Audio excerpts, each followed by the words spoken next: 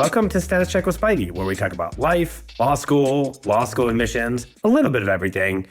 I want to talk about the remaining portion of this 2024-2025 cycle from a practical, a strategic, but also almost a psychological standpoint. So first, it's going to be tough. We'll likely end up a little bit below 20%, but there is going to be a substantial increase. I thought early on it would be around 12%. It'll be higher than that. It'll be 15 to 19% up. The grade point inflation is real, of course. In the LSAT, inflation, for whatever reason, is real. There's a bigger increase at 165 and above, percentage-wise, than any other bandwidth.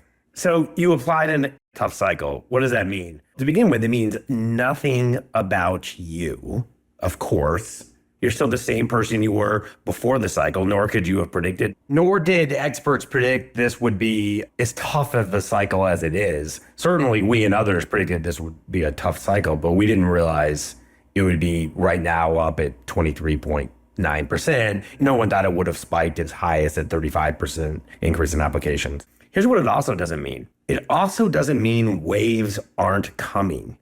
There are many admits that have to be made because you only are seeing things from your perspective. You've never been a dean of admission. They have stresses too. They have to fill classes. They've been admitting at a slow pace too. So they have to make admits. And for a number of people listening, that means you're going to get admitted to a number of schools. For some people listening, that means you're going to get admitted to your dream school. Maybe not on your timeline, maybe off the wait list, maybe tomorrow. And then for some people listening, this is my suggestion.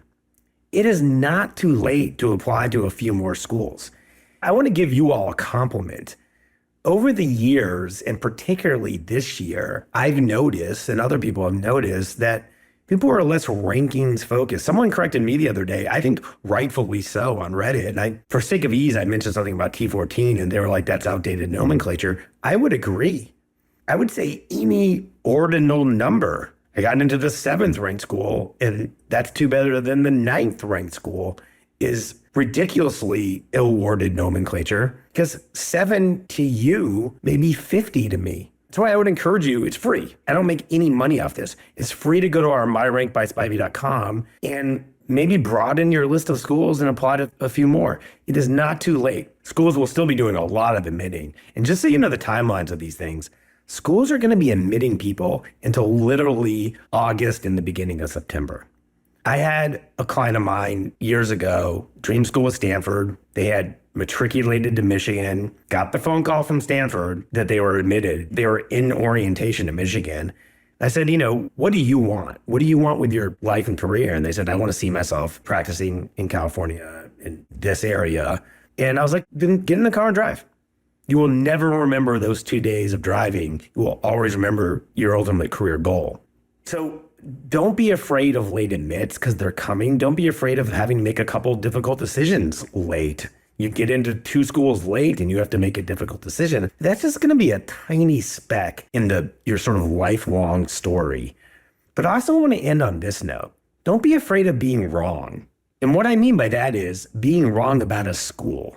I applied to Princeton coming out of high school and didn't get in. I ended up going to Vanderbilt. I could never see myself having gone anywhere but Vanderbilt.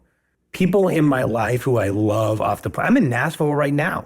People who I love off the planet, some of my closest friends in the world, I never would have met had I gotten into my dream school. I never would have had the job I have and the career I had I gotten into my dream school. I was a horrible Vanderbilt student. Maybe not so much my later years, but the first couple of years I cared about sports and friends and my girlfriend. So my grades suffered. I did not get into my top choice business school or my second choice business school. I got into my last choice business school. If you want a better story, listen to Dr. Guy Winch. We'll link it. He's given 3 TED Talks of over 30 million views. He didn't get into a single PhD program in psychology when he applied. Not one. He applied to a safety school he had never heard of and didn't get in. So he went back and applied the next cycle and got in and proved to the world.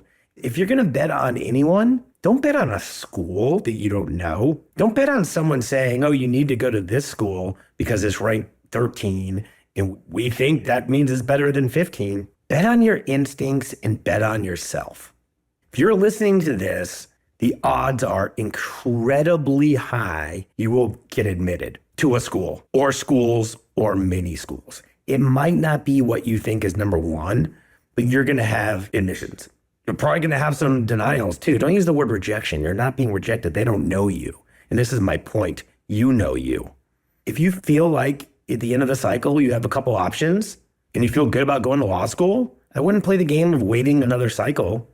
I would go. And if you don't like the school you go to and you perform well, you can always transfer. Odds are you won't even end up wanting to.